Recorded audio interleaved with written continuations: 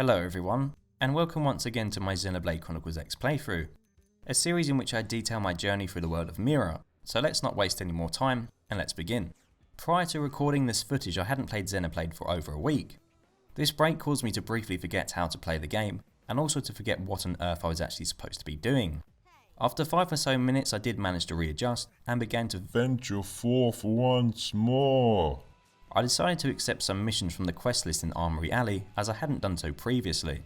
My first mission involved having to complete a test to help with scale development. Maybe I'll finally get to pilot a scale and test it out.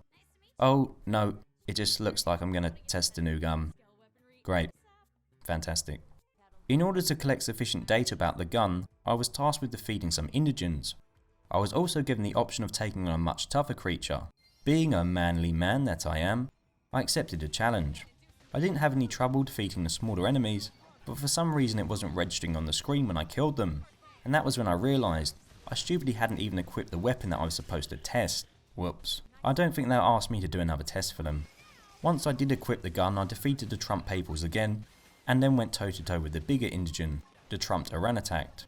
To be honest, I didn't really think this fight would give me that much trouble. I mean, this guy was only a level 16 against my party of 4. Well, I was completely wrong. Not only does it take a huge amount of time to deplete this character's health, its attacks are devastating, and after a couple of deaths I began to regret taking on this challenge.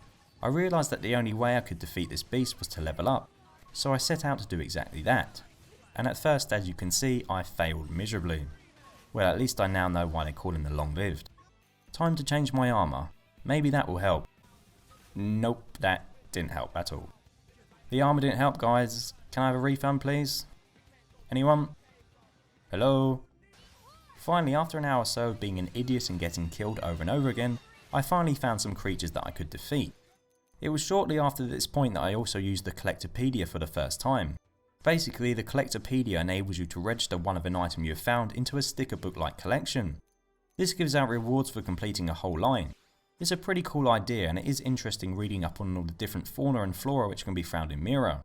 Once I was finished playing with my sticker collection, I took the time to level up my party character skills and arts, and prepared to get my revenge. My character was now level 20. He was ready.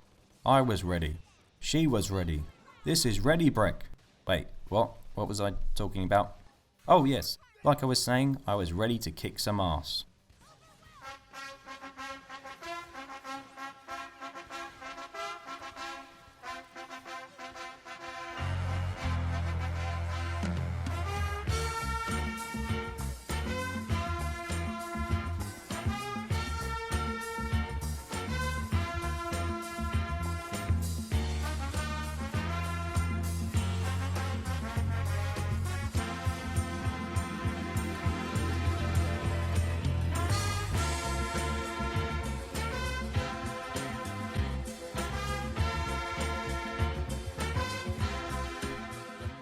Oh, for God's sake. Luckily for me, Lynn, who previously I haven't been too fond of, came over to me and saved the day. And finally, I managed to defeat this monstrosity, and I was rewarded with a new squad member. As my character had now reached the dizzy heights of level 20, I could finally buy some better weapons from the store. I'll be unstoppable now. And so I proceeded to attempt to do another affinity mission. This one tasked me with collecting data on 3 unique plants. But surveying the plants themselves wasn't too bad. But of course things are never as easy as they seem. I received a distress call from Doug and went over to go and help him, at which point I was surrounded by a group of 5 indigents and their big ass Danny. My first attempt at defeating them didn't go so well, but I then decided that as I hadn't used Doug much prior to this point, I'd have more chance of completing this mission if I went out and leveled up some of his arts, so he'd be more useful in the fight. For the most part this went pretty well. That was until I met Mr. Shinwa, who destroyed me. I guess I'll come back for this guy another time. Once Doug was ready, I travelled back to complete the mission and decided this time to use a different strategy. My plan now was to stand back and take out the smaller indigents without aggroing the big guy. The plan worked as I killed all 5 arrow Germivores without much of a problem, and on his own the arrow Cincilla didn't provide that much of a challenge. I even managed to defeat him without my player character dying, which is a bit of a rarity for me. With another mission wrapped up, I decided it was time to do something different and set out to do some bounties. First up was Tortiao the Delectable, who I couldn't find. That was until I realised that Tortiao only comes out at night. which it does say on the screen. I'm such an idiot. Anyway, moving on. I went back to New LA and recruited L, as I hadn't used him much before and I thought he could use a bit of experience. I then travelled back at night time to defeat Tortiel.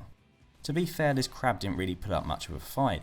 I mean, in fairness, it was only a level 8 creature and I'm assuming I was supposed to complete this mission a bit earlier in the game than when I did. The next bounty mission had me hunt down a creature that only appeared when it rained. The problem is I have no idea currently when it is going to rain. I'm assuming that there does exist within the game some kind of device that can be used to manipulate the weather, and maybe I'll come into contact with this after I put some more hours into the game. Or maybe there's just a weather channel somewhere. Regardless, I abandoned this quest for the time being. The final bounty mission I completed was Celedonio, Celedonio, Celedonio, Celedonio, Celedonio, Celedonio. the battle tested. This guy didn't really give me much trouble, apart from the fact that it jumped up on some rocks making it a bit of a pain in the arse to hit with melee attacks, but all in all it was a pretty easy encounter. After finishing my attempt at being a Boba Fett impersonator, I travelled to Sylvain with the intention of heading north of the map and finding the remaining continent that I hadn't yet discovered. I successfully found my way into the fiery land of Mordor, I mean Koldros, and I didn't stay there too long. I'm assuming by both the high level and the big size of the creatures that I came into contact with, that Koldros is an area meant to be explored later in the game. So after planting a probe, I pussied out and took my leave. I then decided to do another affinity mission, which tasked me with following the commander as he carried out his daily routine. Stalking an old man as he drank his morning coffee wasn't exactly the most exciting start to a mission. But after following him to the hangar in the afternoon, I was instructed to collect a blue electrical tentacle from a placid duo girl which would help repair one of the damaged skulls. I travelled to the area where the duo girls reside and like a lunatic slaughtered all of them. However, it was to no avail, and I realised that perhaps the reason why I hadn't yet discovered a blue electrical tentacle from one of them was because I wasn't targeting the correct area. I then targeted the tentacle of the next duo girl that I came into contact with and received the piece I needed. This wasn't the end of the mission though. I was told to head back to Blade Tower and then asked to eliminate a sailing Grex. To be honest, this Grex didn't put up much of a fight and I overcame it with ease. I decided to do one last affinity mission before calling it a day. This particular mission turned out to be a fetch quest in which I had to find pieces to fix something. I can't remember what I'm supposed to be fixing. As the on-screen objective showed, I had already attained some of the pieces I needed. I assumed that therefore I must have already explored the areas where they were situated, and I set out to explore Oblivia and Primordia. Luckily I did manage to find the pieces I needed in Oblivia, but after running around for about an hour in Primordia I couldn't find the energy tube I needed. As you can see, it says I need to gather 2 energy tubes from Puges. I'm assuming that this is referring to an area rather than an enemy, but I have no idea at all where it is. And for now I'm stuck running around trying to find this elusive energy tube, which is a bit annoying to be honest. But hopefully I'll find it by the time the next video comes around.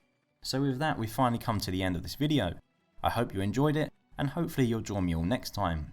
Thank you very much for watching. Please like, subscribe, comment if you enjoyed this video, and I hope to see you all soon.